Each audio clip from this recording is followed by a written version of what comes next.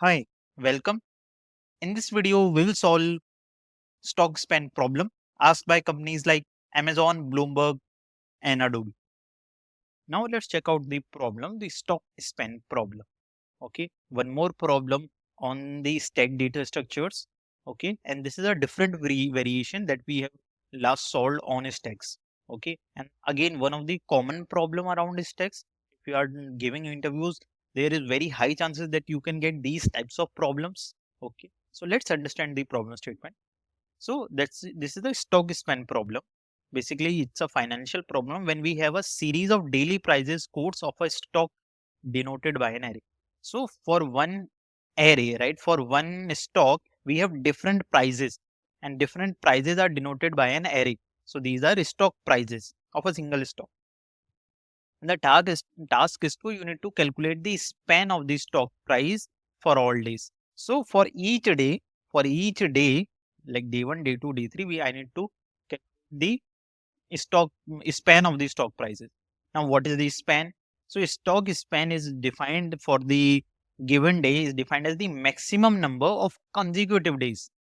So maximum number of the consecutive days just before the given day for which the price of the stock of the given day is less than or equal to the price of the current day, right? So here we have this array, right? And let's see, I have simply array is the price of the stock. So I have denoted this array 100, 80, 60, 70, 60, 75 and 85 like this. Okay. And basically these are day 1 price is 100, day 2 price is 80, day 3 price is 60, day 4 70. And I need to calculate the span of each day, right? So span of each day. So basically what is the span? That maximum number of consecutive days before the current day when the price is lesser than or equal to the current price. Okay, current day price, given day price. So for this stock, for this day 1, the price is 100. There is no day that there is no day when the price is lesser than the given day. Okay, so what I will do, I will say that this is the only day when the price is equal to the stock. So my output is will be 1. Now for a day 2, is there any day when the price is lesser than or equal to the given current day? No, there is not.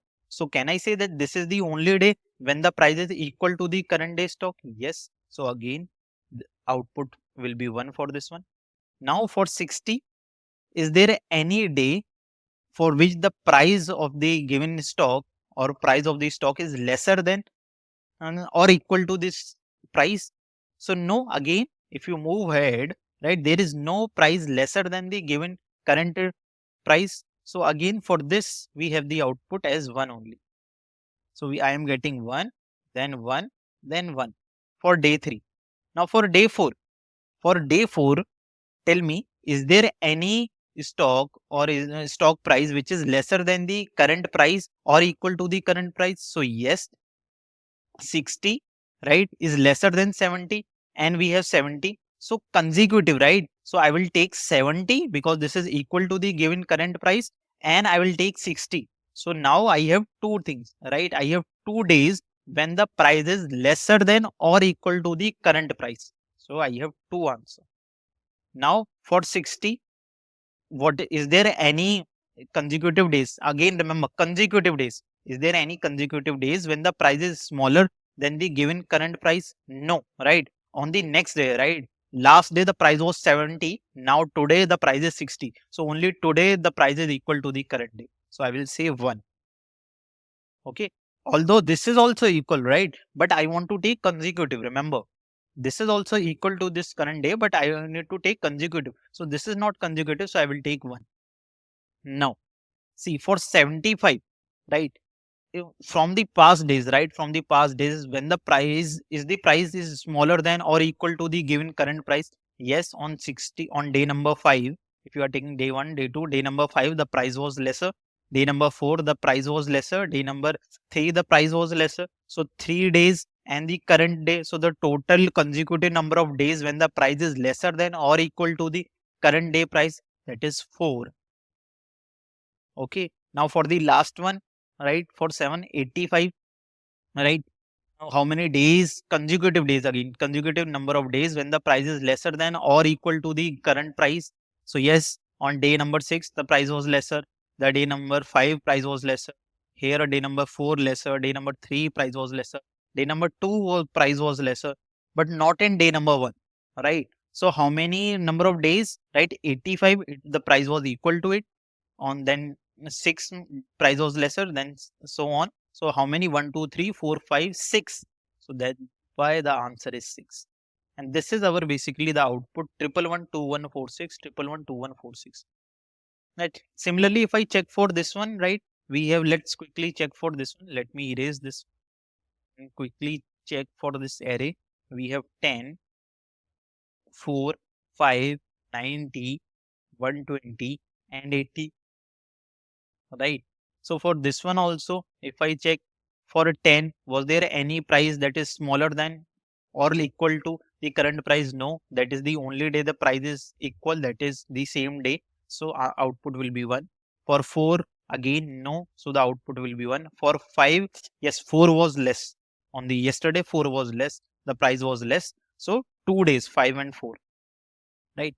For 90, yes. So 5 is also smaller, 4 is also smaller. So the last 2 days the price were smaller and today is equal. So the total output will be, and 10 was also smaller. Sorry, 10, 4, 5, all 3 days, right? So from the last 3 days the price were very small.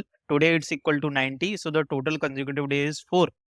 And now from the last 4 days the price was smaller than 120 and today it is equal. So the output will be 5. For 80, right? So for 80, 120 is basically greater than. So 80 is only the less. So I will say price is today is equal. Basically, price is today 80. That is equal to the current price. So that's why the output is 1. Okay. Again, remember the consecutive, and always you need to start consecutive from here. You can't take 4 and 5 because 4 and 5 is lesser than 80. You can't say I can take 2 prices consecutive that is smaller than 80. No, you need to start from today, right? From the given day, and you need to count the maximum number of consecutive days when the price is smaller than or equal to the current price. Okay. So from today, there is no day when the price is smaller than or equal to it. Okay. Today is the only day. So that's why the output is 1.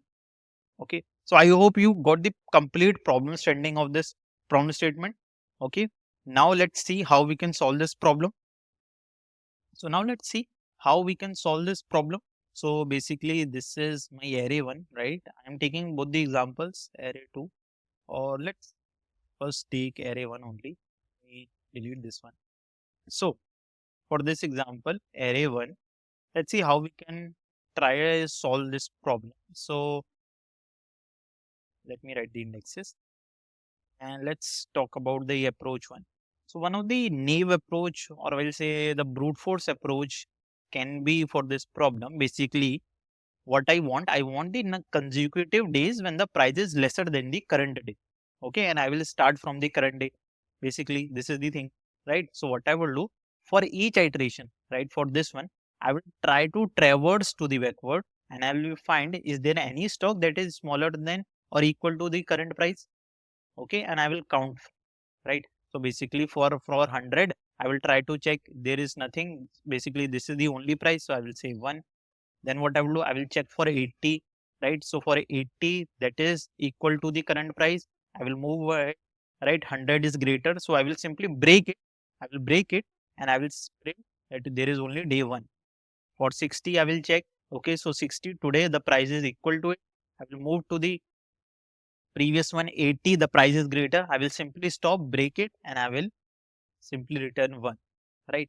Then similarly for 70, I will check. For 70, the price is equal. Let me put the indexes. So for 70, the price is equal. Okay, I will start the count from 1, right? Then I will move to 60. Price is smaller. Yes. So I will update the count to 2, right? I will move to 80. Price is greater. Yes, it is greater. So what I will do, I will simply break it and I will simply print the count, right? Again, for the next set, I will start the count from 0, right? I will start the count from 0 and I will check is 60 is greater than, less than or equal to the current price. So yes, it is. I will update the count. I will move to the last 70. Is it smaller than or equal to current price 60? No, it is not smaller, it is greater. So what I will do, I will simply update the count 1 for the 60. Okay, and I will again start for 75 with count 0, and let me remove all this. Right, so for 75 again I will start from 0. I will check. So today the price is equal to the current price. Yes, it is. Update the count with 1. Okay, yesterday the price is 60, is smaller than equals to 70. So yes, it is. Update the count. Okay, then 70, which is also smaller than equals to 75. Update the count. Then 60, again is smaller than equals to 75 current price. Update the count. Now 80, which is greater than the current price. Okay, I will simply stop it and I will print 4 here. Same I will do for 80, right? For 80, all these are smaller, right? 75, 60, 70, 60, right? This is, I guess, the last one is 85, right? 85. So 85, what I will do, I will simply say that all these are smaller, right? So how many are smaller? Basically, if I talk about 1, 2, 3, 4, 5, 6, so output will be 6, right? So basically, this will be our approach. Basically, I will start from, if I simply write down in words. So what I will do, I will simply start, like I will start from, I will solve for each day first of all, right? So I will solve for each day, okay? And I will start from the current day,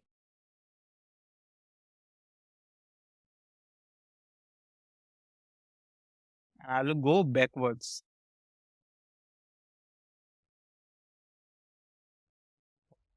And if the basically if price is lesser than or equals to the current price, what I will do, I will simply update the count.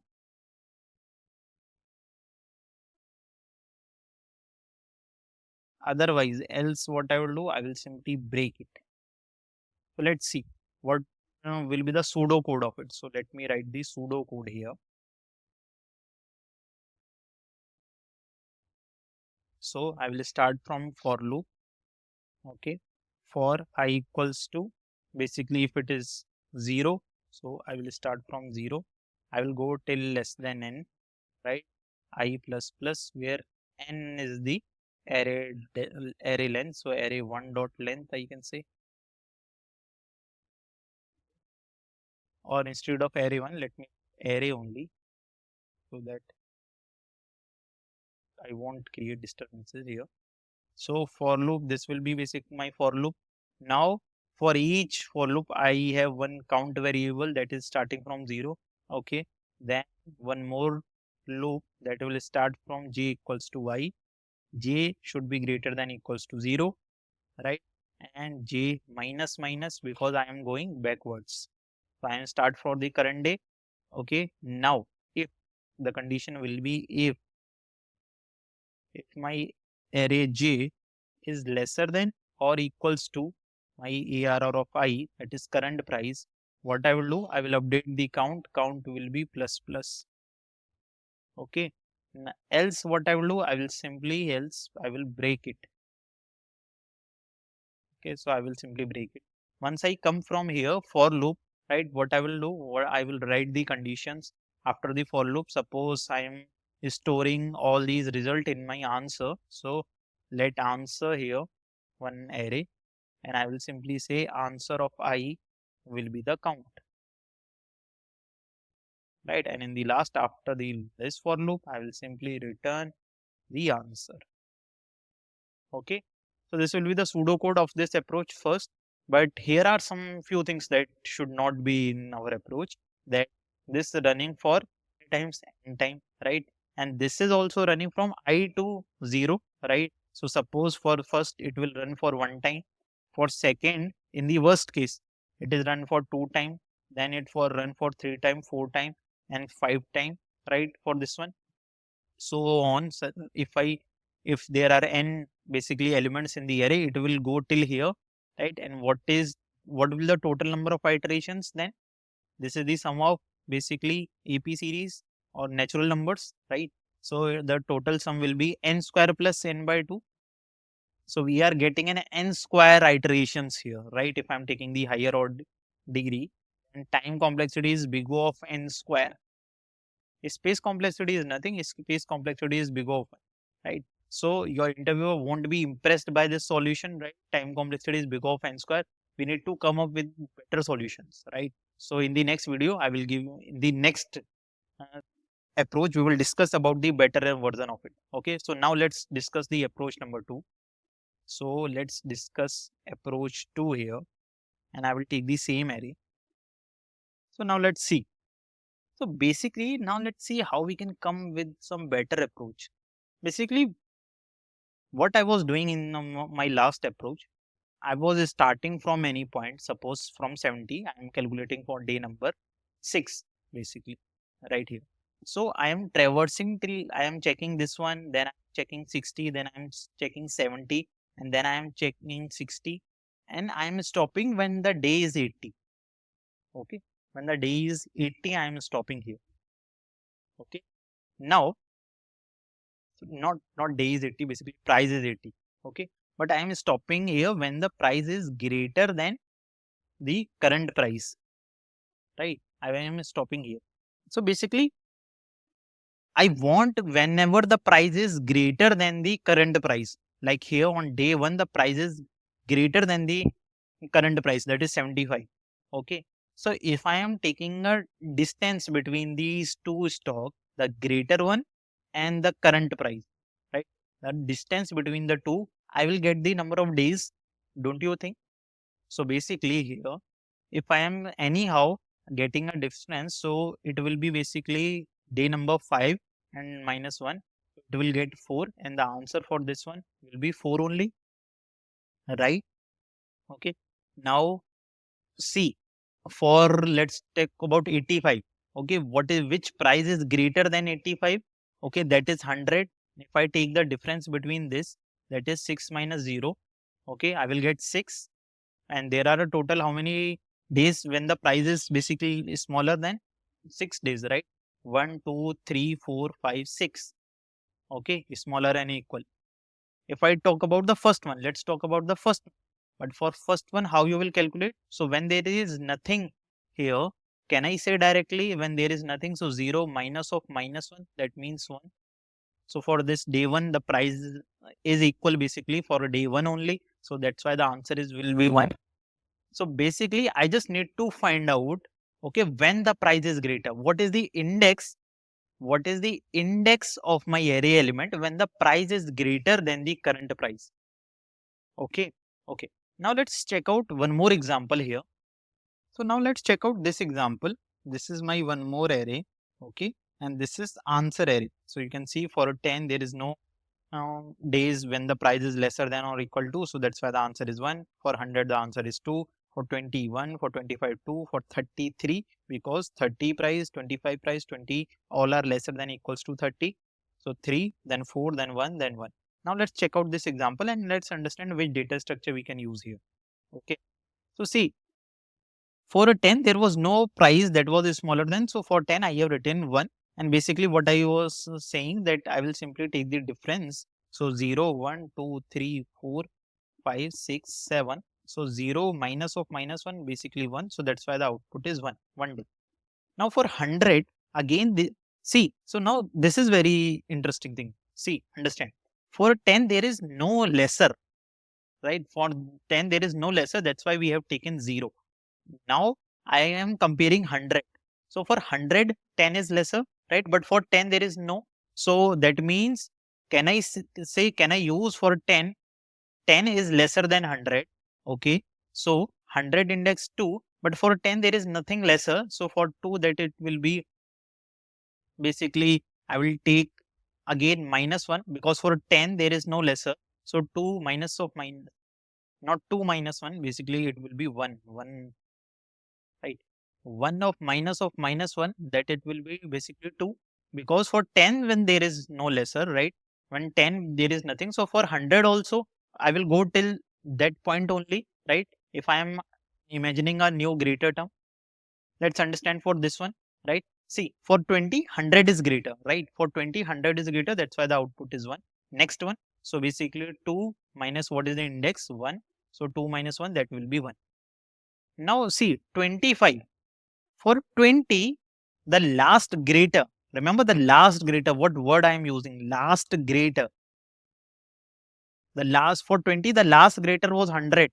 So for 25, that is greater than 20, the last greater will be 100 only, right? So I don't need to check 20. Whatever the 20 is, I will check for the 100. The last greater was 100, that is 1. So I will simply compare it with 1. 3 minus 1, that will be 2, and my 2 will be answer. Now, see, for 25, the last greater was 100 again. The last greater was 100 again. So 30, which is already greater than 25, the last greater will be same. The last greater will be same. Yes, it is. So I will simply do 4 minus of 1. That will be 3. So that's why the output is 3. Remember, again, for 30, the last greater was 100. The last greater was 100. So why I don't need to? Why I should check 30, then 25, then 20? For 30, the last greater was 100. So 40, which is greater than 30, the last greater will be same. And what is the last greater index? That is 1. So what I will do? I will simply say 5 minus 1. That will be 4. And that's why the output is 4. Now see, this one. For 40, the last greater was 100. But I am getting a next number that is lesser than 40. 35, which is lesser than 40. So for 35, the last greater was 40 only, right? So 6 minus 5, that will be 1 only. Now for 35, the last greater was 40, right? But 20 is lesser than 35, right? So the last greater was the number itself, the 35. So I will say 7 minus 6, and that's why I am getting 1 as an output, right? So don't you think we are basically using here the same our structure, last greater, right? For each number, I am finding the last greater, okay? And here what is helping me? Basically the indexes. So basically for each term, I am finding the last greater, and what is helping me, that is indexes. So the last greater, or I can say most recent greater. And when I am saying most recent greater, that means if you can see last in first out property, what is the last input will be the first one, that will be the output. The most recent input will be the first one to go out, right? So from here we are getting enhanced that we will use stack data structures, right? So we will use stack data structure. And now let's see how we can use the stack data structure. So I will remove all these stuff, right? Because now we are clear that why we are going to. That's what I basically taught in my videos. It's about intuition, how you are coming to a data structure, right? Why you are getting an intuition that this problem can be solved by stack data structure, right? And my intuition was simple, right? For 30, I am just figuring out what is the last data that I have observed, that was 100. So for 40, which is greater than 35, so why need to check all these numbers? Can I directly say that will be 100 only? And yes, it is. Okay. So I will simply create one stack here.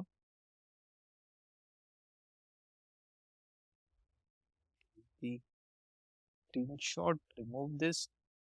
Let's start with this one. So, right, I will check for this one.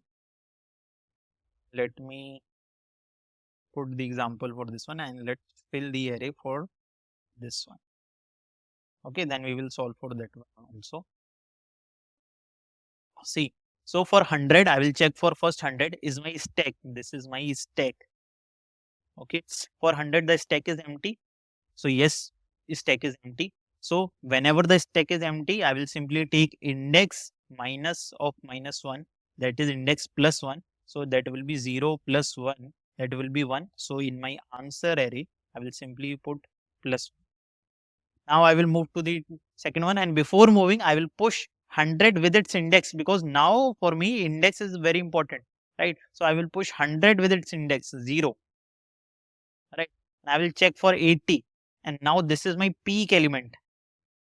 So for 80, I will check, is my peak is greater than the current price 80? Yes, it is. Okay, it's greater. So what is the index? The index is 0. So what I will do, I will simply subtract 1 minus 0, and I will get 1. So answer will be 1.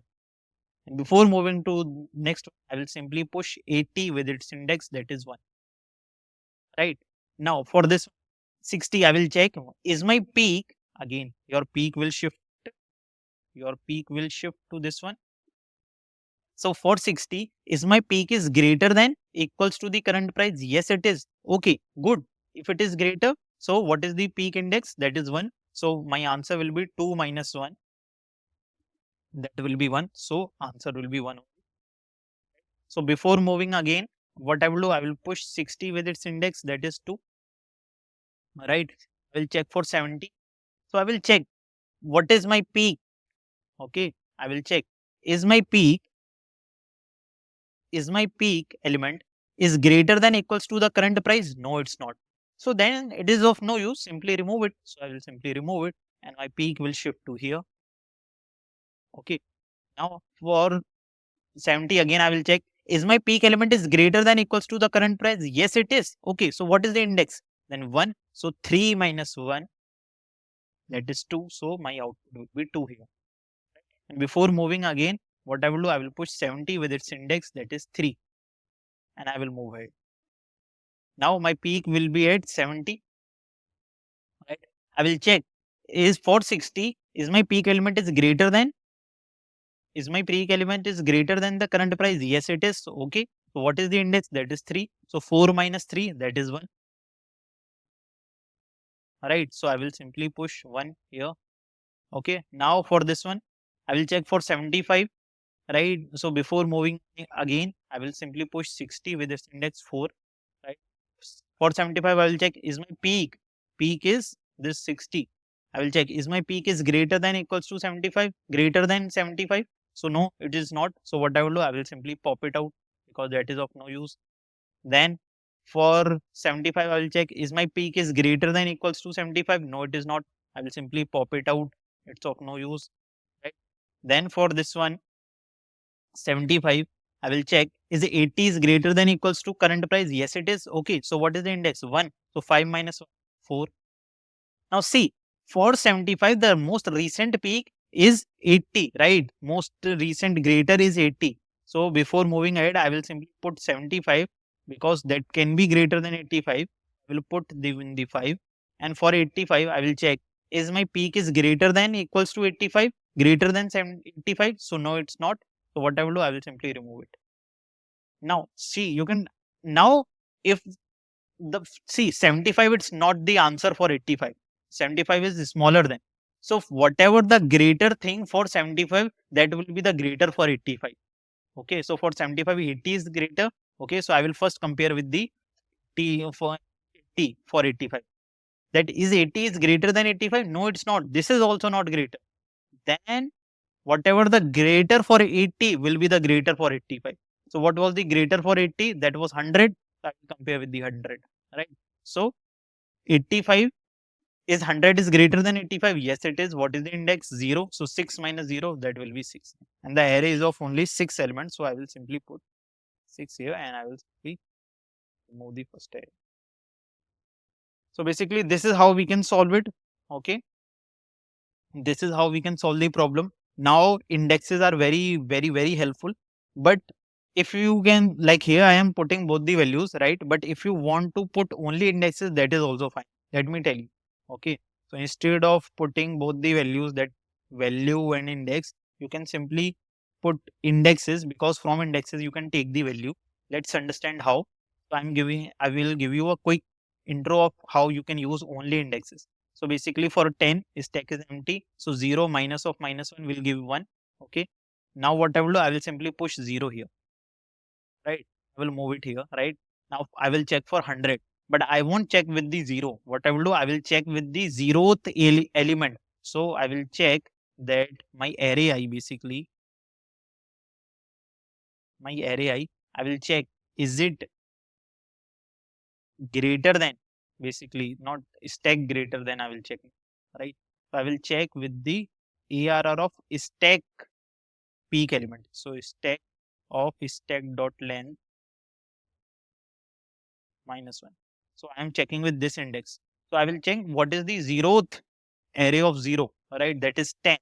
So is 10 is greater, right? Is 10 is greater, basically I will check, is my this peak element, right, is greater. So 10 is not greater, so I will simply pop out from stack, and now again stack is empty. So 1 minus of minus 1 will be 2. Now for this one, right, before moving ahead, I will simply push 1 here. For 20, I will check what is one index, right? So for 1, that is 100, right? If I put 1 here, right, array of 1 will be 100. So for 20 is 100 is greater. Yes, it is greater. So what I will do, I will 2 minus 1, it will be 1. Similarly for 25, I will do the same, right? So before moving ahead, I will simply put the indexes. So you can directly use indexes as well. That is also fine. Okay. In that, you can simply decrease a bit of space, because if you are putting both the values and indexes, it will be n plus n, that will be around 2n, right? But that can come to n only, okay, if you are simply putting indexes. So I hope you got the approach how we are solving. By approach 2, we are using stack data structure. Okay, so in the next video I will give you a complete code implementation of approach 2, how we can apply stack and how we can use stack to solve the problem. So see you in the next video.